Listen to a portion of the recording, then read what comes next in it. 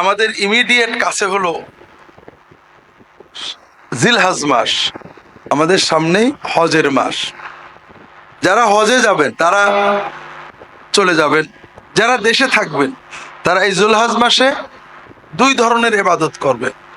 একটা ইবাদত আমরা সবাই জানি, আমরা কুরবানি ঈদুল আজহা করব, কোরবানির ঈদ করব এবং কোরবানি দেব। আর একটা আমল যেটা আমরা সাধারণত সবাই সচেতন নই, কেউ কেউ সচেতন, সেটা হলো জিলহজ মাসের 1 তারিখ থেকে শুরু করে 9 তারিখ পর্যন্ত করণীয় ইবাদত। একটা তো যারা কোরবানি দিবেন তাদের জন্য হাদিস শরীফে আসছে, কোরবানির মাসের চাঁদ উঠলে, অর্থাৎ জিলহজ মাসের চাঁদ উঠলে, জিলহজ মাসের কোরবানি পর্যন্ত 10 দিন তারা নখ চুল কাটবেন না, কোরবানির পরে কাটবেন। অর্থাৎ ঈদের সময় আমরা পরিচ্ছন্ন হব, সব ঠিক আছে, কিন্তু নখ এবং চুল জাতীয় কিছু কাটা বাদে যারা কোরবানির সিদ্ধান্ত নেবেন তাদের জন্য রাসূলুল্লাহ সাল্লাল্লাহু আলাইহি ওয়াসাল্লাম বলছেন, মান আরাদা আইয়ুদাহিয়া ফালা ইয়াখুযান্না মিন শা'রিহি ওয়া যফরিহি শাইয়ান আও কামা ক্বালা সাল্লাল্লাহু আলাইহি ওয়াসাল্লাম। যে ব্যক্তি কুরবানি দেওয়ার সিদ্ধান্ত নেবে, ইচ্ছা পোষণ করবে, ওই ব্যক্তি তার চুল নখ মোটেও কাটবে না। এজন্য যারা কুরবানির নিয়ত করেছেন তাদের জন্য এটা হলো নেগেটিভ কাজ, অর্থাৎ আপনি এই কাজ থেকে বিরত থাকবেন। এর পাশাপাশি কিছু পজিটিভ কাজ আছে করণীয়। আল্লাহ রাসূল সাল্লাল্লাহু আলাইহি ওয়াসাল্লাম বলছেন, মা মিন আইয়ামিন আল আমালুস সালিহু খায়রুন ওয়া আহাব্বু ইলাল্লাহি মিন হাযিহিল আশর। আল্লাহ তাআলা বছরের 354 দিনের যে 10টা দিন সবচেয়ে বেশি পছন্দ করেন নেক আমলের জন্য, সেটা হলো এই জিলহজ মাসের প্রথম 10 দিন। অর্থাৎ জিলহজ মাসের এই 10 দিনের বাইরে নেক আমল করলে আল্লাহ যত সওয়াব দেন, যত খুশি হন, এর চেয়ে বেশি সওয়াব দেন, বেশি খুশি হন যদি আমরা এই 10 দিনে নেক আমল করি। এজন্য সাহাবায়ে কেরাম এই 10 দিনে ব্যাপক পরিশ্রম করতেন, ইজতিহাদ করতেন ইবাদতের জন্য। আর এই ইবাদতগুলোর প্রথম ইবাদত হলো রোজা, সিয়াম। জিলহজ মাসের 1 তারিখ থেকে 9 তারিখ পর্যন্ত রোজা পালন করা, এটা সুন্নাত। অনেক সওয়াবের কথা হাদিস শরীফে আসছে। বিশেষ করে 9 তারিখ আল্লাহ রাসূল সাল্লাল্লাহু আলাইহি ওয়াসাল্লাম বলছেন, সাওমু ইয়াউমি আরাফা আহতাসিবু আলাল্লাহ আইয়ুকাফিরা আস-সানাতা আল্লাতী ক্বাবলাহা ওয়াল্লাতী বা'দাহা আও কামা ক্বাল সাল্লাল্লাহু আলাইহি ওয়াসাল্লাম। আরাফাতের দিনে রোজা রাখলে আমরা আশা করি, রাসূল বলছেন, আমি আশা করি যে আল্লাহ তাআলা আরাফাতের দিনে রোজার বিনিময়ে পূর্ববর্তী 1 বছর এবং পরবর্তী 1 বছরের গুনাহ ভুল ভ্রান্তি গুলো মাফ করে দেবেন, কাফারা করে দেবেন। কাজেই আমরা যদি পুরো 9 দিন রাখতে পারি আলহামদুলিল্লাহ, আর 9 দিন যদি নাও রাখতে পারি তবে আরাফাতের দিনে অবশ্যই আমরা রোজা রাখার চেষ্টা করব। এখানে একটা বাস্তব সমস্যা বর্তমানে দেখা যায়। সাধারণত আরবি ভাষায় ইয়মে আরাফা মানে হলো জিলহজ মাসের 9 তারিখ। আবার ইয়মে আরাফা মানে যে দিনে হাজিরা আরাফাতে অবস্থান করে।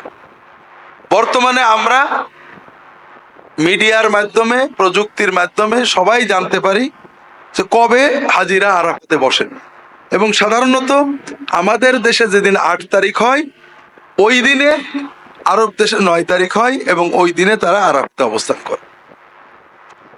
এখন আমরা কি করব? আমরা কি আমাদের দেশের 9 তারিখে রাখবো না আরব দেশের আরাফাতের দিনে রাখবো? এটা নিয়ে আলেমদের নানাবিধ মত আছে। মূল কথা হলো বান্দা সাধ্যের ভিতরে সুন্নাতের নির্দেশে ইবাদত করবে।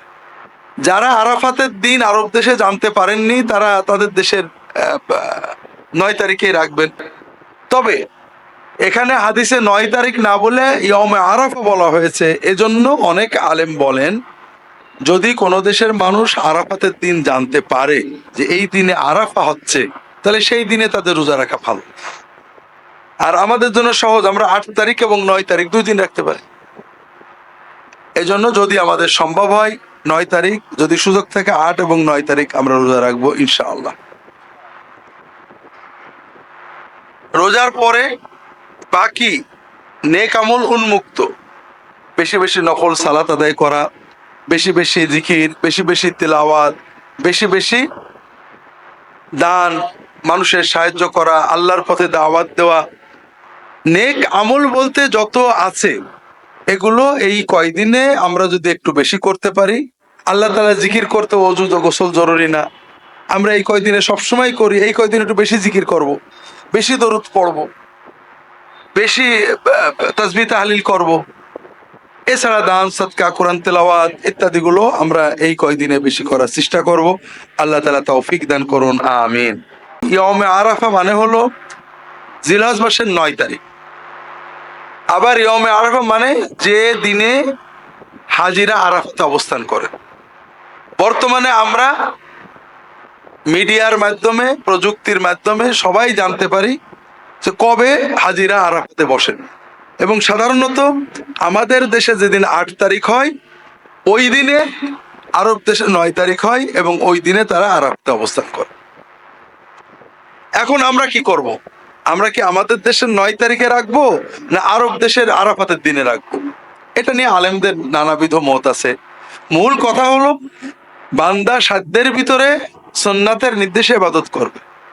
যারা আরাফাতের দিন আরব দেশে জানতে পারেননি তারা তাদের দেশের 9 তারিখেই রাখবেন।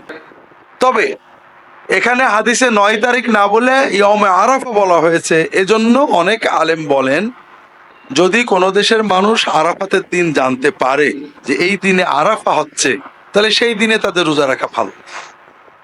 আর আমাদের জন্য সহজ, আমরা 8 তারিখ এবং 9 তারিখ 2 দিন রাখতে পারি। এজন্য যদি আমাদের সম্ভব হয় 9 তারিখ, যদি সুযোগ থাকে 8 এবং 9 তারিখ আমরা রোজা রাখবো ইনশাআল্লাহ। রোজার পরে বাকি নেক আমল উন্মুক্ত, বেশি বেশি নফল সালাত আদায় করা, বেশি বেশি জিকির, বেশি বেশি তিলাওয়াত, বেশি বেশি দান, মানুষের সাহায্য করা, আল্লাহর পথে দাওয়াত দেওয়া, নেক আমল বলতে যত আছে এগুলো এই কয়দিনে আমরা যদি একটু বেশি করতে পারি। আল্লাহ তাআলা জিকির করতে ওযু গোসল জরুরি না, আমরা এই কয়দিনে সবসময় করি, এই কয়দিন একটু বেশি জিকির করব, বেশি দরুদ পড়ব, বেশি তাসবিহ তাহলিল করব। এছাড়া দান সাদকা, কোরআন তেলাওয়াত ইত্যাদিগুলো আমরা এই কয়দিনে বেশি করার চেষ্টা করব। আল্লাহ তাআলা তৌফিক দান করুন, আমিন।